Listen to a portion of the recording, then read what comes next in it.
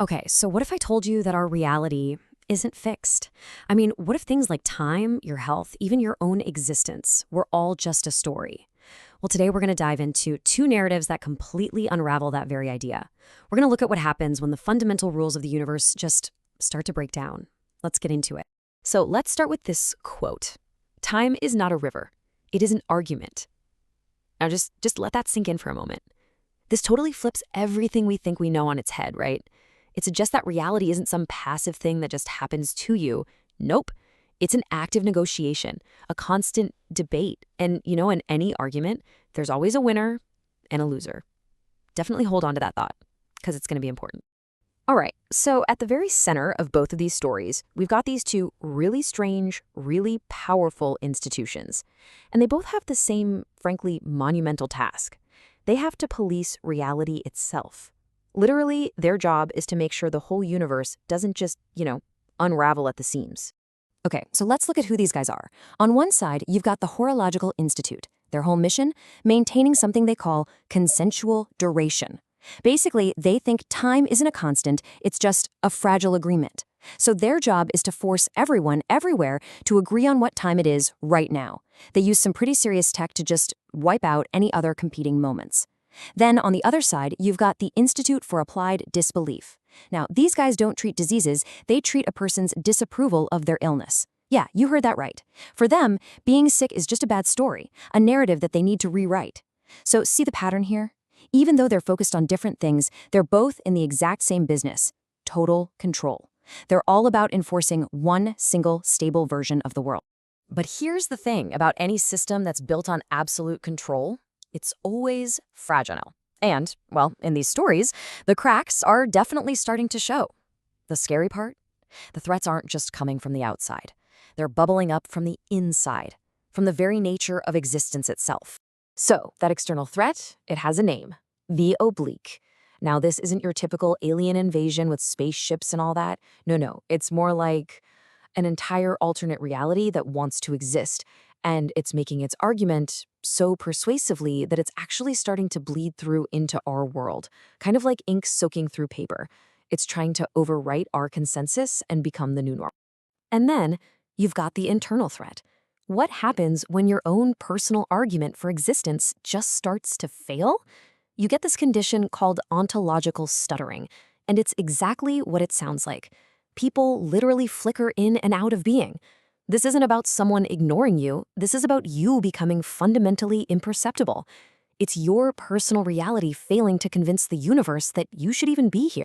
So you've got reality under attack from the outside, and it's crumbling from within. All of this leads to one single, absolutely terrifying question.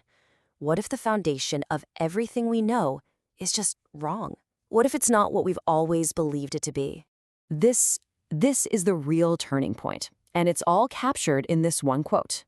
Reality is not fixed. It is being generated continuously by everything that observes. That's it. That's the huge revelation.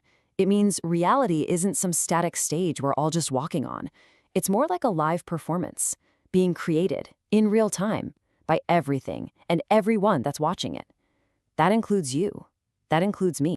So, how do we get to this new understanding? Well, it kind of happens in 3 stages. First, you have the old view, right? Reality is just a single, fixed line, and the institutes are the police. Simple enough. But then you get to stage 2, the negotiation. This is where we realize it's a constant argument between all these infinite possibilities. And that leads to the final, mind-blowing breakthrough. Reality isn't just one winning argument. It's the sound of all of them happening at the same time. It's a massive, cosmic chorus, not just a single note. Okay, so if reality is this huge chorus of infinite possibilities, then what does that mean for, well, meaning? Is there any point to it all?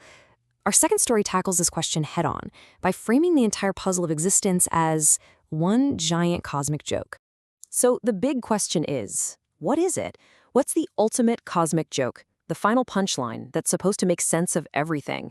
Our jobs, our relationships, all the suffering. The story really builds up this question. And the answer, well, let's just say you might not see it coming. And here it is. The ultimate cosmic joke is that there is no joke. The punchline is the absence of a punchline. The universe has no secret, final meaning to reveal to you. And our frantic, desperate search for some secret answer that was never even there to begin with, that is the joke. We're the punchline. And the only cure, if you can call it that, is to just stop searching for a meaning that was never promised to us.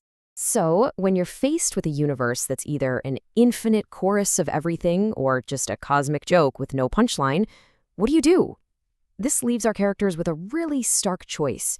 Do you just accept this new, wild reality? Or do you fight back? And this basically boils down to two profoundly different philosophies.